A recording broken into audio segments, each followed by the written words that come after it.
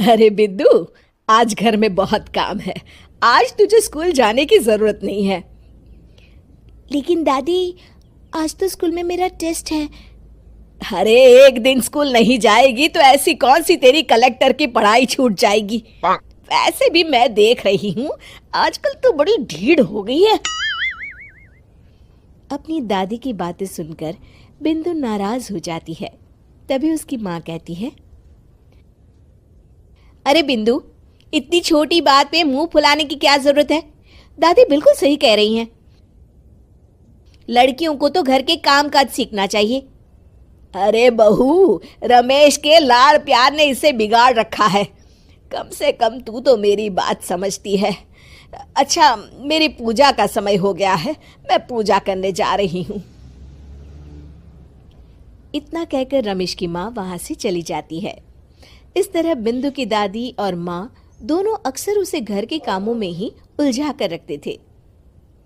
कुछ दिनों के बाद राजू और बिंदु के 10वीं के रिजल्ट्स आते हैं। दोनों बच्चे दादी को अपना अपना रिपोर्ट कार्ड दिखाते हैं। शाबाश मेरे लाल, तू तो बड़े अच्छे नंबरों से पास हुआ है। तभी बिंदु कहती है, दादी, मैं भी अच्छे नंबरों से पास हुई हूँ। रमेश की माँ बिंदु को अनदेखा करते हुए कहती है, हाँ हाँ ठीक है, अभी यहाँ खड़ी क्या कर रही है, सुन लिया मैंने। जाकर मेरे लिए चाय बना कर लिया। बिंदु उदास होकर चाय बनाने किचन में चली जाती है। तभी राजू कहता है, दादी, मैं क्रिकेट के कोचिंग सेंटर में एडमिशन लेना चाहता हूँ। अरे वाह राजू बेटा, ये तो तूने बड़ी अच्छी बात कही। तू कल ही अपना एडमिशन करा ले, जितनी भी फीस होगी मैं दे दूंगी। अरे एक दिन मेरा पोता विराट कोहली बनेगा।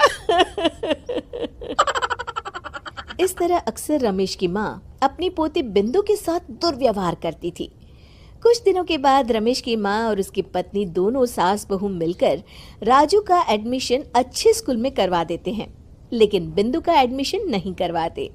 इस बात से नाराज होकर बिंदु अपनी दादी से कहती है, लेकिन दादी, मुझे भी आगे की पढ़ाई करनी है। अरे क्या करेगी आगे की पढ़ाई लिखाई करके हैं? आज से ये पढ़ाई का भूत अपने दिमाग से उतार दे। इतना कहकर रमेश की माँ वहां से चली जाती है।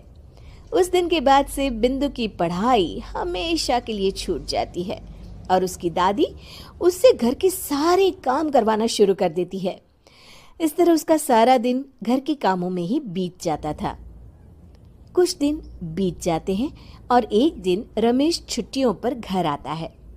बिंदु को घर के काम करते हुए देख उससे कहता है, अरे बिंदु बेटा, तुम स्कूल नहीं गई? पिताजी, दादी ने मेरा एडमिशन कराने से मना कर दिया है। वे कहती हैं घर पे रहकर घर के काम करना सीख।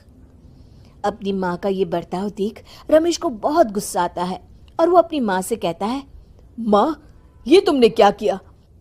आगे की पढ़ाई के लिए स्कूल में बिंदु का एडमिशन क्यों नहीं करवाया? अरे बेटा, लड़की जात है, ज्यादा पढ़ लिख कर क्या करेगी? वैसे भी शादी के बाद तो इसे घर के ही काम करने हैं ना। तुम किस जमाने में जी रही हो माँ?